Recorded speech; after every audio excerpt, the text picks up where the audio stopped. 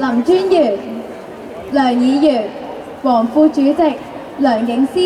楊校長、各位嘉賓、元朗區嘅街坊、鄰舍隊嘅青年義工，大家好。我叫陳美珍，我由細到大都係住喺天水圍，亦都係青協鄰舍隊第36隊森林嘅隊員。我今日好榮幸，唔單止代表我自己嘅鄰舍隊，而係代表全港100隊超過3000位鄰舍隊嘅隊員。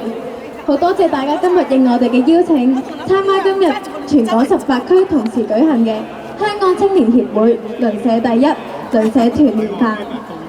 喺過去1年，鄰舍隊嘅青年義工都做過好多以唔同形式鼓勵睦鄰嘅工作，例如有鄰舍愛心湯，又有以將快樂送上門為主題嘅鄰舍探訪，跟住又有送米助人嘅計劃。每個月青年義工都會為近500戶嘅家庭送上白米，更加有攝影、演藝、工藝創作等唔同嘅形式，發揮咗青少年嘅創意，又表達咗我哋關心鄰舍同埋我哋生活嘅社區。鄰舍第一嘅計劃至今已經推行咗近5年，喺全港各區由青年義工起動，建立咗鄰舍之間唔少嘅情誼同埋故事。我好希望大家繼續多一份關心，少一份冷漠，關心自己身邊嘅鄰舍。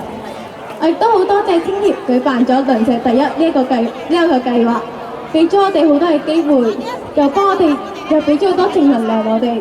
我亦都好多謝今日出席嘅嘉賓，俾機會我哋服務大家。